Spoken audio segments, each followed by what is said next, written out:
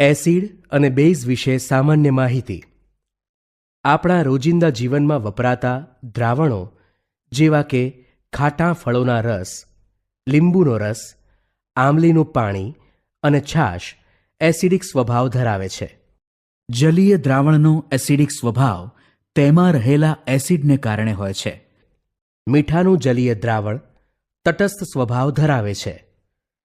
જલીય દ્રાવણનો તટસ્થ સ્વભાવ તેમાં રહેલા ક્ષારને કારણે હોય છે. ખાવાના સોડા અને ધોવાના સોડાનું જલીય દ્રાવણ બેઝિક સ્વભાવ ધરાવે છે. જલીય દ્રાવણનો બેઝિક સ્વભાવ તેમાં રહેલા બેઝને કારણે હોય છે. આ પદાર્થોના જલીય દ્રાવણો જૈવિક તંત્રો તથા રાસાયણિક ઉદ્યોગોમાં પણ ખૂબ અગત્યના છે. રોબર્ટ બોયલે રાસાયણિક ગુણધર્મને આધારે એસિડ બેઝની વ્યાખ્યા કરી હતી. એસિડ સ્વાદે ખાટા હોય છે. ભીના ભૂરા લિટમસ પત્રને લાલ બનાવે છે, જ્યારે બેઝ સ્વાદે તુરા હોય છે. ભીના લાલ લિટમસ પત્રને ભૂરું બનાવે છે.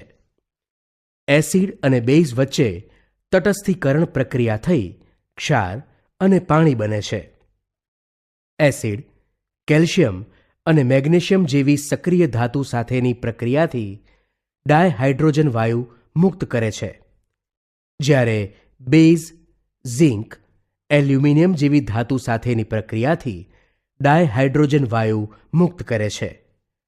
આ પ્રકારની વ્યાખ્યાને સંક્રિયાત્મક વ્યાખ્યા કહે છે, કારણ કે તે તેના ગુણધર્મોને આધારે કરવામાં આવી છે. આ વ્યાખ્યાઓને જૂની વ્યાખ્યાઓ પણ કહે છે.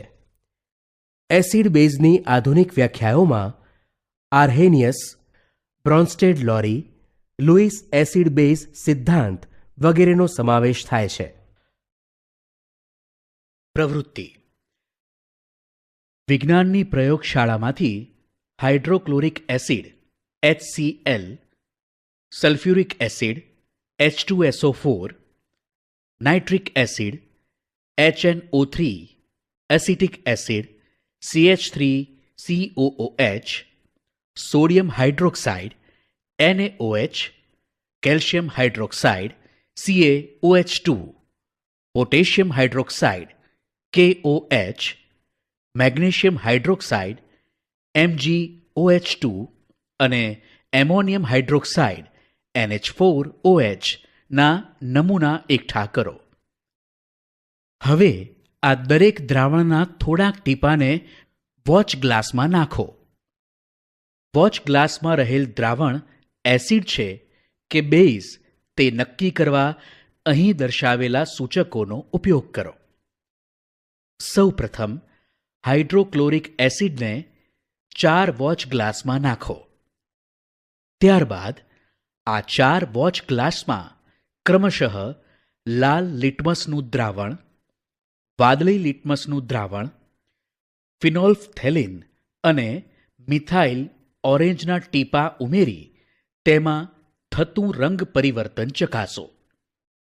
અહીં લાલ લિટમસ દ્રાવણમાં કોઈ પરિવર્તન થતું નથી, જ્યારે વાદળી લિટમસ દ્રાવણનો રંગ લાલ થાય છે. ફિનોલ્ફથેલિન નાખેલા વોચ ગ્લાસમાં દ્રાવણ રંગહીન બને છે અને મિથાઇલ ઓરેન્જ નાખેલા વોચ ગ્લાસમાં દ્રાવણ લાલ બને છે.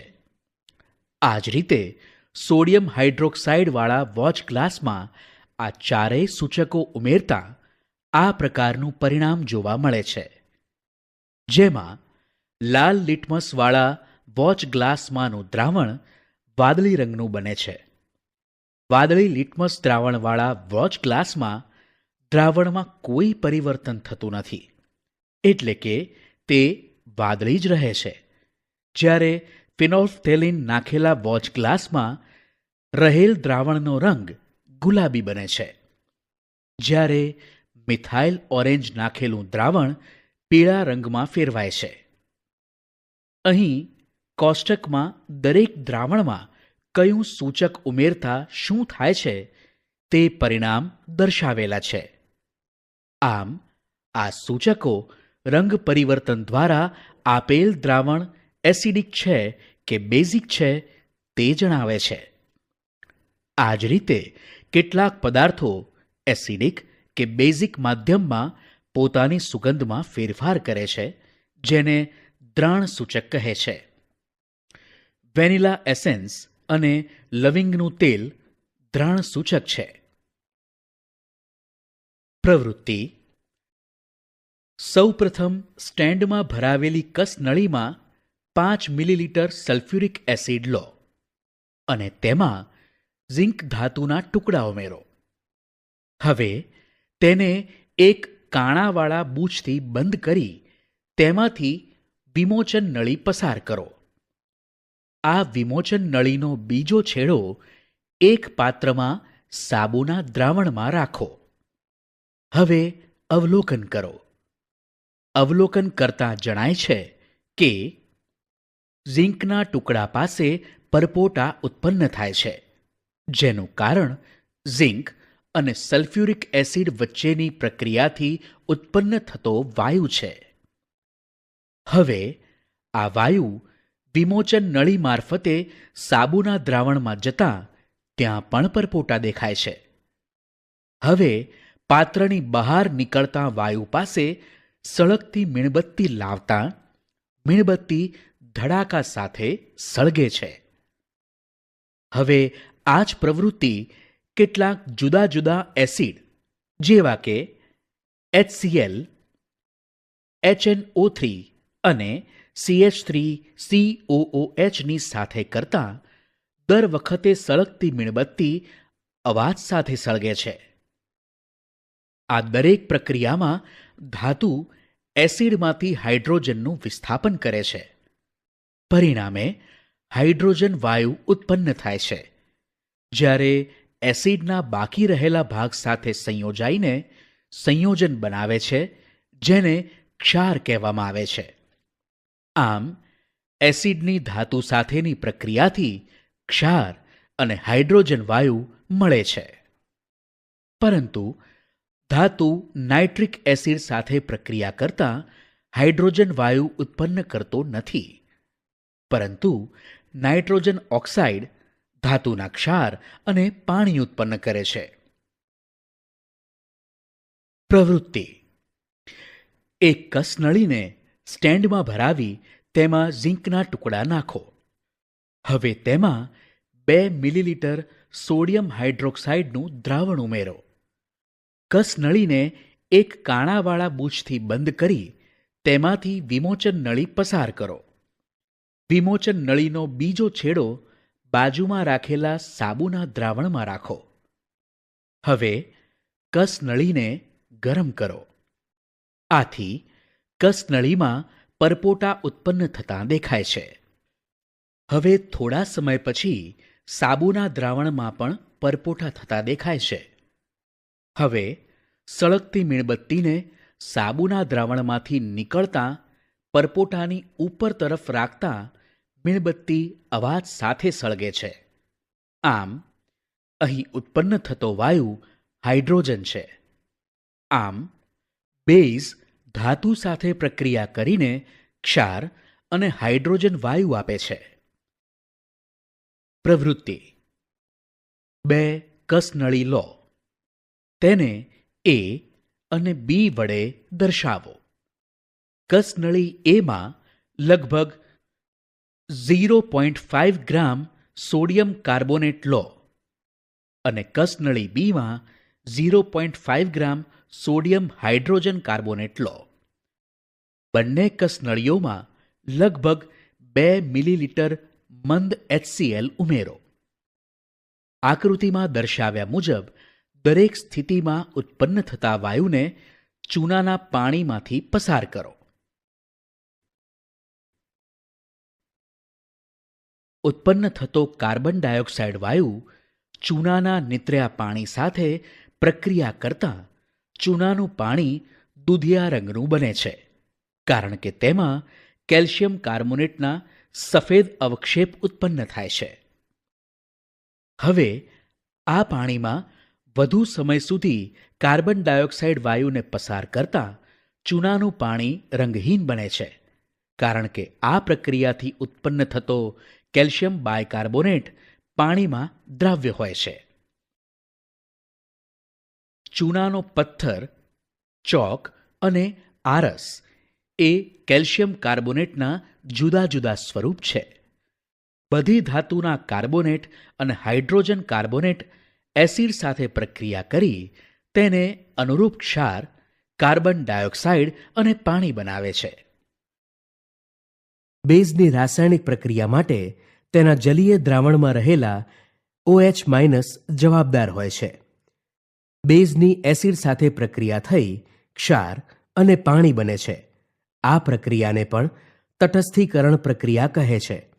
દાખલા તરીકે, સોડિયમ હાઇડ્રોક્સાઇડની હાઇડ્રોક્લોરિક એસિડ સાથે પ્રક્રિયા થઈ સોડિયમ ક્લોરાઇડ અને પાણી બને છે.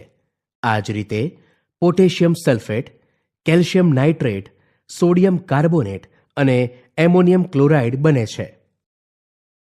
એસિડની રાસાયણિક પ્રક્રિયા માટે તેના જલીય દ્રાવણમાં રહેલા H+ અથવા H3O+ આયન જવાબદાર હોય છે.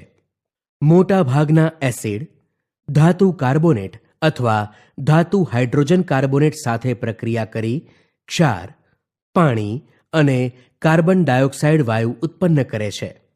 દાખલા તરીકે, હાઇડ્રોક્લોરિક એસિડની સોડિયમ કાર્બોનેટ સાથેની પ્રક્રિયાથી સોડિયમ ક્લોરાઇડ, પાણી અને કાર્બન ડાયોક્સાઇડ બને છે.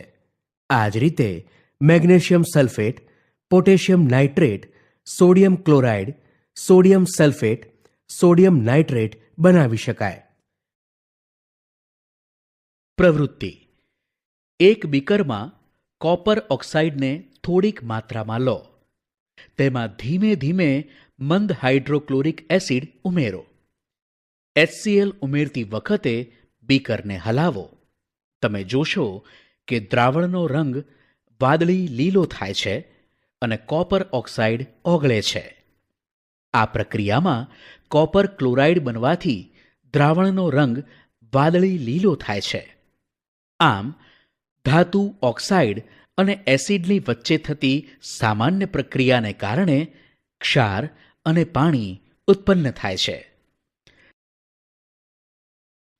કાર્બન ડાયોક્સાઇડ અને કેલ્શિયમ હાઇડ્રોક્સાઇડની સાથે પ્રક્રિયા થવાથી કેલ્શિયમ કાર્બોનેટ બને છે.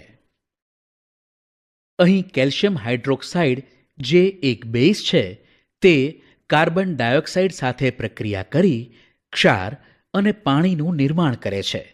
તેથી આ પ્રક્રિયા પણ બેઝ અને એસિડની વચ્ચે થતી પ્રક્રિયા જેવી જ છે. આમ, આપણે આ તારણ કાઢી શકીએ કે અધાતુના ઓક્સાઇડ એસિડિક સ્વભાવના હોય છે. તમામ એસિડ અને બેઝમાં શું સમાનતા એટલે કે સરખાપણું છે? એટલે કે what do all acids and all bases have in common? તમામ એસિડ એક સમાન રાસાયણિક ગુણધર્મો ધરાવે છે. તમામ એસિડ ધાતુ સાથે પ્રક્રિયા કરી હાઇડ્રોજન વાયુ ઉત્પન્ન કરે છે. તેથી તમામ એસિડમાં હાઇડ્રોજન સામાન્ય દેખાય છે. હાઇડ્રોજન ધરાવતા તમામ સંયોજનો એસિડિક છે કે કેમ તે તપાસવા માટે આપણે એક પ્રવૃત્તિ કરીએ. પ્રવૃત્તિ: glucose, alcohol, hydrochloric acid, sulphuric acid વગેરેના દ્રાવણ લો. બૂચ પર 2 ખીલી લગાવો અને બૂચને 100 mlના બીકરમાં મૂકો.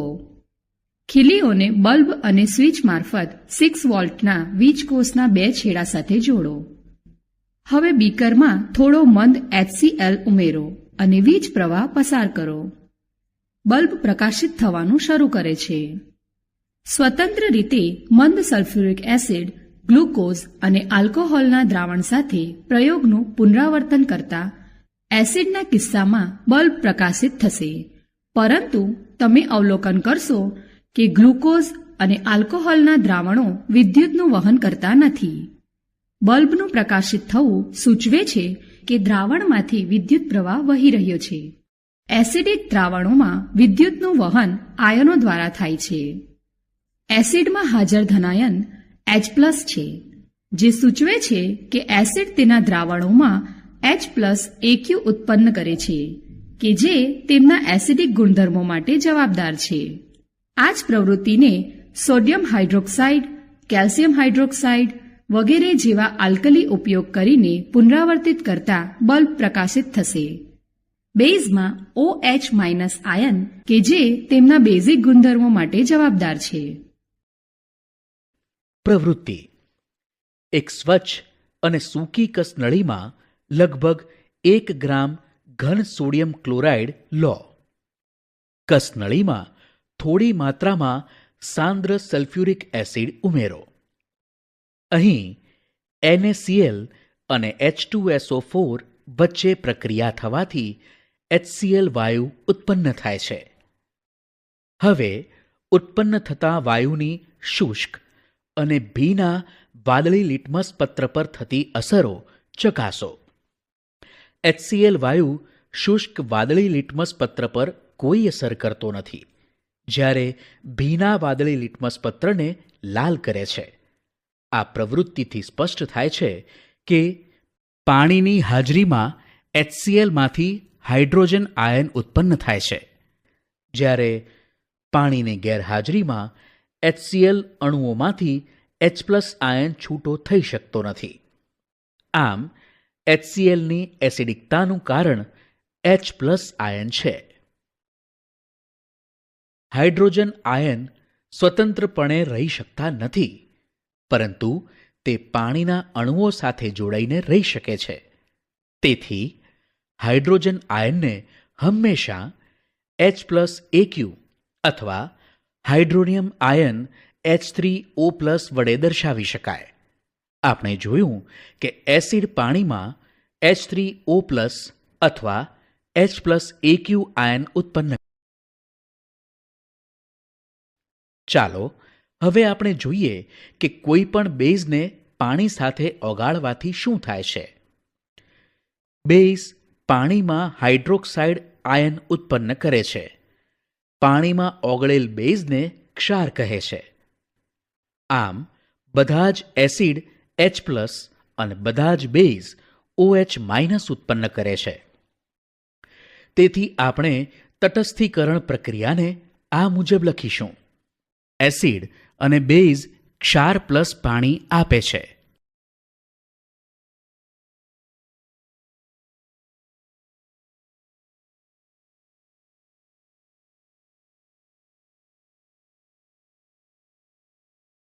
pH માપક્રમની શોધ ડેનમાર્કના જૈવ રાસાયણિક વૈજ્ઞાનિક SPL સોરેન્સને કરી હતી.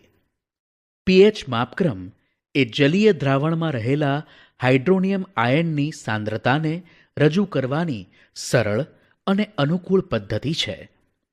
pH માપક્રમમાં P જર્મન શબ્દ જે પોટેન્જ એટલે કે શક્તિ સૂચવે છે. pH માપક્રમના આધારે pH સામાન્ય રીતે 0 થી 14 સુધી વિસ્તરેલો છે. જો દ્રાવણની pH 7 હોય તો તટસ્થ દ્રાવણ છે તેમ કહેવાય. જો pH 7 થી ઘટતી 0 તરફ જાય તો એસિડિકતા વધે છે તેમ કહેવાય. જો pH 7 થી વધતી 14 તરફ જાય તો બેઝિકતા વધે છે તેમ કહેવાય. અહીં કોષ્ટકમાં કેટલાક દ્રાવણના નામ દર્શાવેલા છે.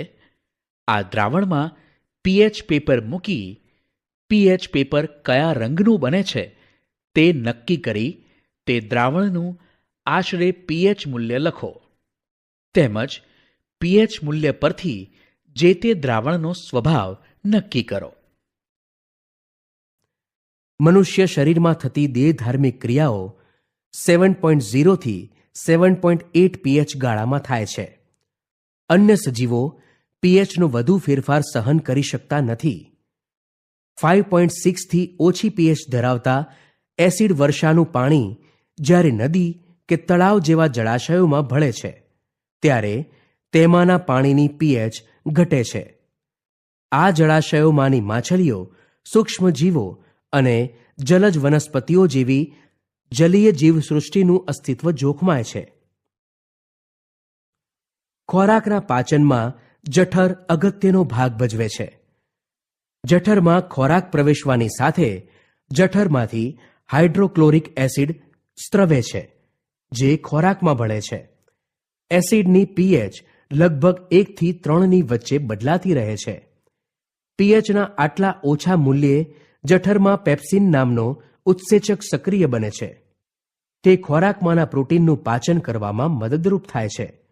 માંસ, ઈંડા, માછલી જેવા ખોરાકમાં પ્રોટીનનું પ્રમાણ સવિશેષ હોય છે. આ ખોરાકના પાચન માટે જઠરમાં હાઇડ્રોક્લોરિક એસિડ વધુ પ્રમાણમાં સ્ત્રવે છે, જેના કારણે જઠરમાં દુખાવો તથા બળતરા થાય છે. તેને એસિડિટી કહી શકીએ. એસિડિટીના ઉપચાર માટે બેઝિક પદાર્થો લેવામાં આવે છે. તે પ્રતિ એસિડ પદાર્થો તરીકે ઓળખાય છે.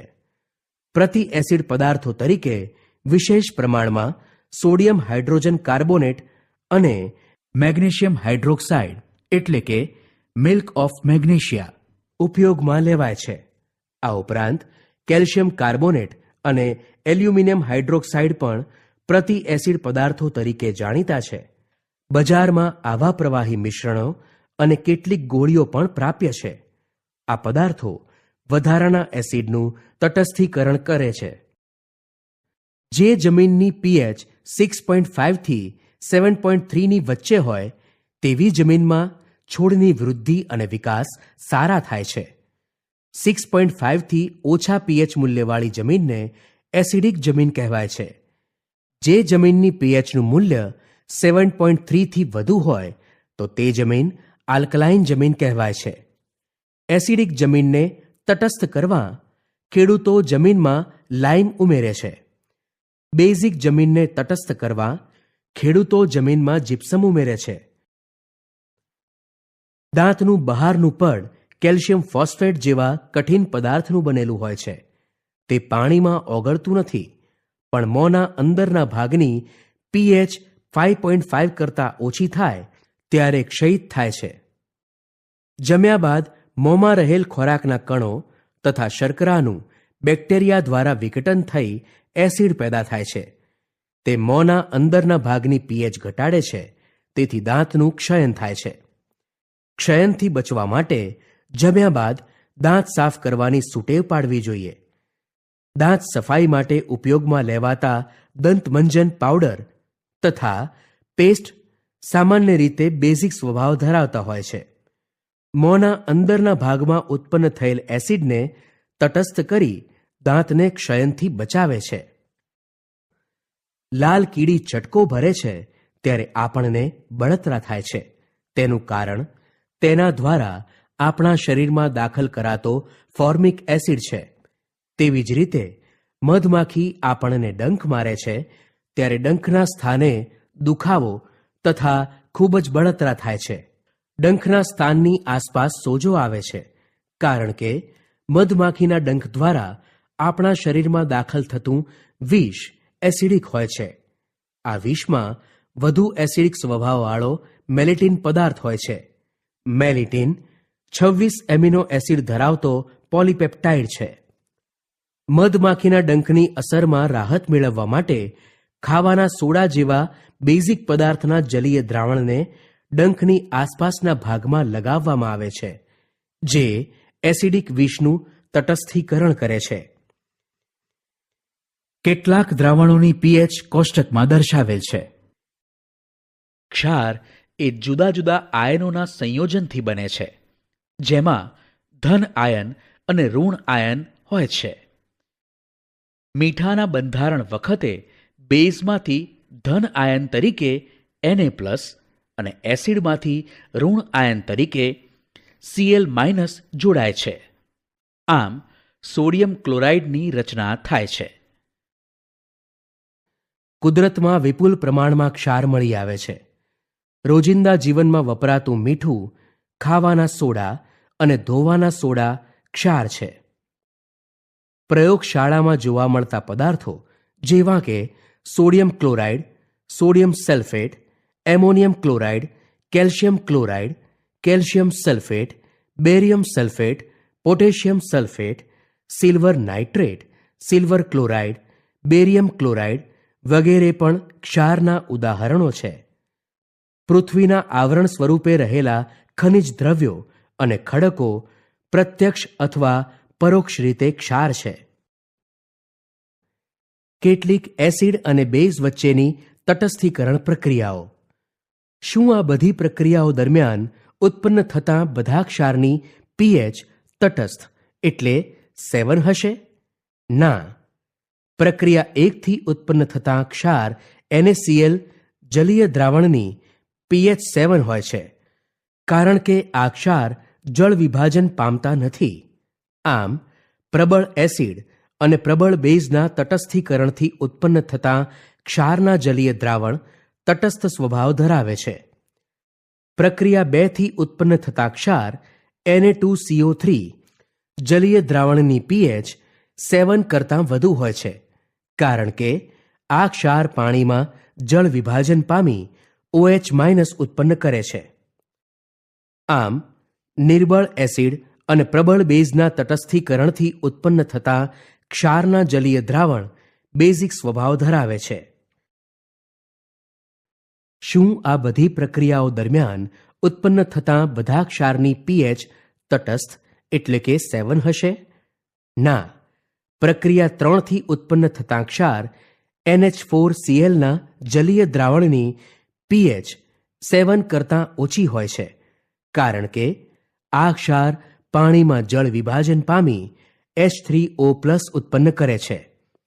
આમ નિર્બળ બેઝ અને પ્રબળ એસિડના તટસ્થીકરણથી ઉત્પન્ન થતા ક્ષારના જલીય દ્રાવણ એસિડિક સ્વભાવ ધરાવે છે.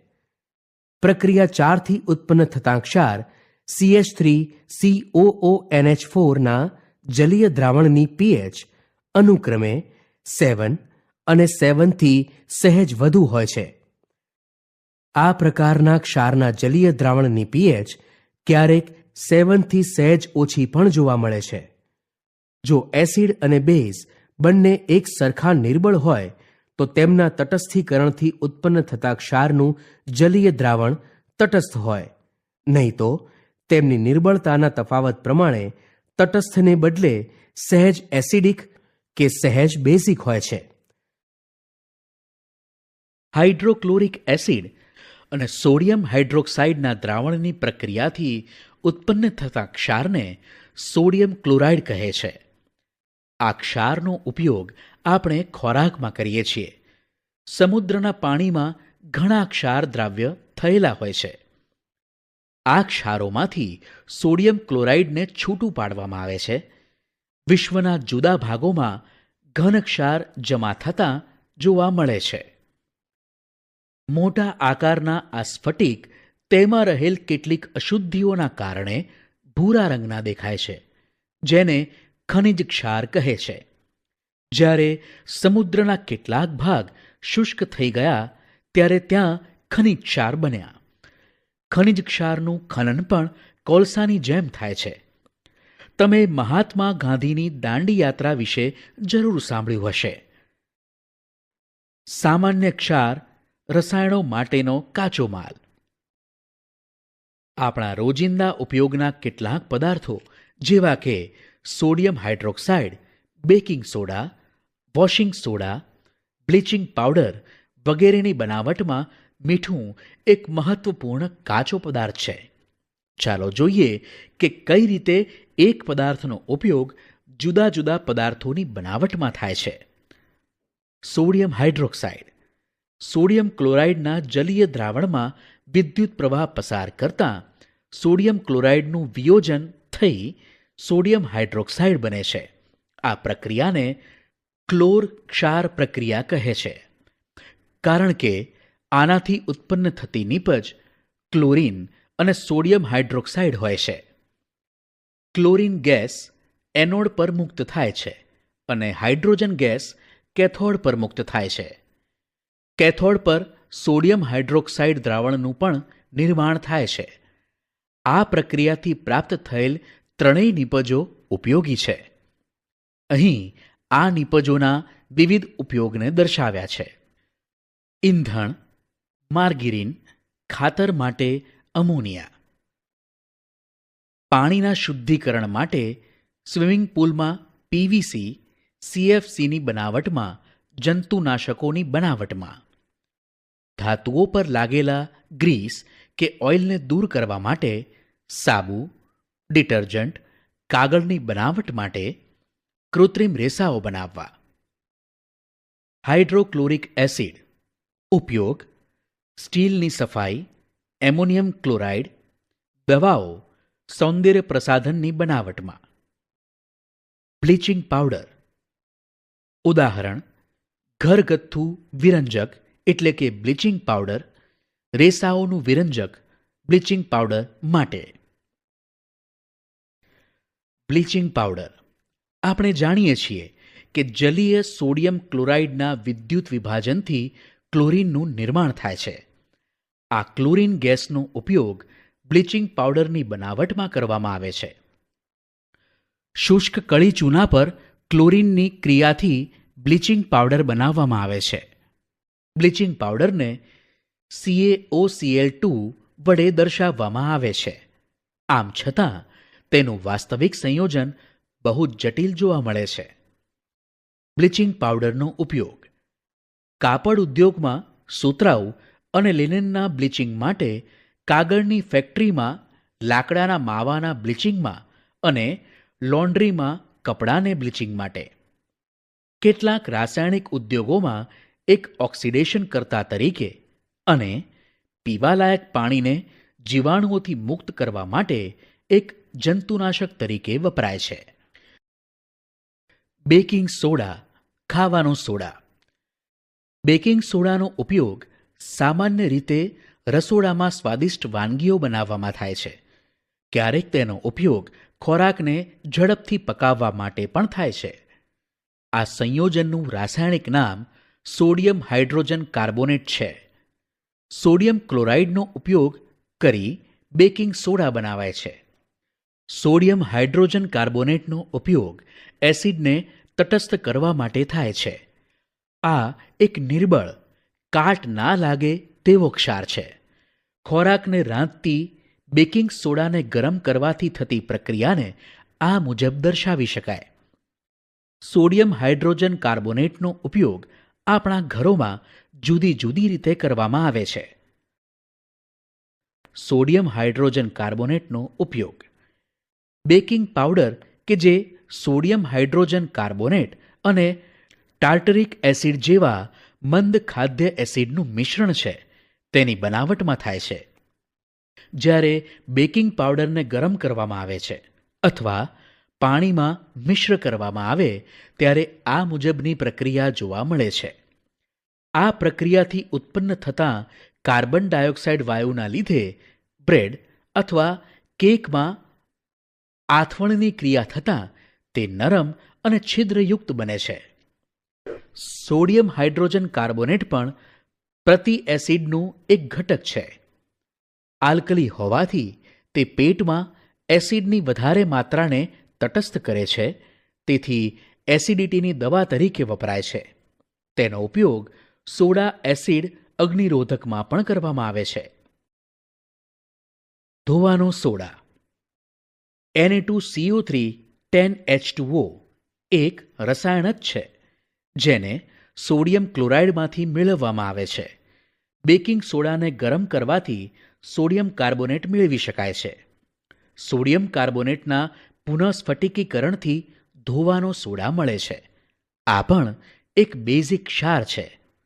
સોડિયમ કાર્બોનેટ અને સોડિયમ હાઇડ્રોજન કાર્બોનેટ કેટલીક ઔદ્યોગિક પ્રક્રિયાઓમાં પણ ઉપયોગી રસાયણ છે. ધોવાના સોડાનો ઉપયોગ સોડિયમ કાર્બોનેટનો ઉપયોગ કાચ, સાબુ અને કાગળ ઉદ્યોગમાં થાય છે. તેનો ઉપયોગ બોરેક્સ જેવા સોડિયમ સંયોજનના ઉત્પાદનમાં થાય છે. સોડિયમ કાર્બોનેટનો ઉપયોગ ઘરમાં સાફ સફાઈ માટે થાય છે. પાણીની સ્થાયી કઠોરતાને દૂર કરવા માટે ઉપયોગી થાય છે. પ્રવૃત્તિ કોપર સલ્ફેટના કેટલાક સ્ફટિકને સૂકી ટેસ્ટ ટ્યુબમાં ગરમ કરો. શુષ્ક દેખાવવાળા કોપર સલ્ફેટ સ્ફટિકોમાં સ્ફટિકીકરણનું જળ હોય છે. જ્યારે આપણે સ્ફટિકને ગરમ કરીએ છીએ ત્યારે આ પાણી દૂર થઈ જાય છે અને ક્ષારનો રંગ શ્વેત થઈ જાય છે. તેમજ ટેસ્ટ ટ્યુબ પર પાણીના ટીપાં દેખાય છે. જો તમે સ્ફટિકને પુનઃ પાણીમાં ઓગાળો તો સ્ફટિકનો વાદળી રંગ પાછો મળે છે. ક્ષારના એક સૂત્ર એકમમાં ચોક્કસ માત્રામાં પાણીના પરમાણુઓ હોય છે, જેને જળ સ્ફટિકીકરણ કહે છે. કોપર સલ્ફેટના એક સૂત્ર એકમમાં પાણીના 5 અણુઓ હાજર હોય છે. જલીય કોપર સલ્ફેટનું રાસાયણિક સૂત્ર CuSO4 5H2O છે. જીપ્સમ એક અન્ય ક્ષાર છે, જેમાં સ્ફટિકીકરણના પાણી હોય છે. તેમાં સ્ફટિકીકરણના પાણીના 2 અણુ હોય છે. તેનું સૂત્ર CaSO4 2H2O છે. Plaster of Paris CaSO4 half H2O. જીપ્સમને 373 K તાપમાને ગરમ કરવાથી તેમાં રહેલા પાણીના અણુઓ ત્યાગ કરી calcium sulphate હેમિહાઇડ્રેટ CaSO4 half H2O બનાવે છે, જેને પ્લાસ્ટર ઓફ પેરિસ કહે છે. આ પદાર્થનો ઉપયોગ ડોક્ટર તૂટી ગયેલા હાડકાઓને ચોક્કસ સ્થાન પર સ્થિર રાખવા માટે કરતા હોય છે. પ્લાસ્ટર ઓફ પેરિસ એક સફેદ પાવડર છે, જેમાં પાણી નાખવાથી તે પુનઃ જીપ્સમ બની કઠોર ઘન પદાર્થમાં ફેરવાય છે. ધ્યાન રાખજો કે પાણીના ફક્ત અડધા અણુ સ્ફટિકીકરણના પાણીના સ્વરૂપમાં જોડાયેલો હોય છે. CaSO4ના એક એકમ સૂત્ર પાણીના 2 અણુ સાથે ભાગીદારી કરે છે. પ્લાસ્ટર ઓફ પેરિસનો ઉપયોગ રમકડાં બનાવવા, સજાવટના સામાન અને સપાટીને લીસો બનાવવા માટે કરવામાં આવે છે.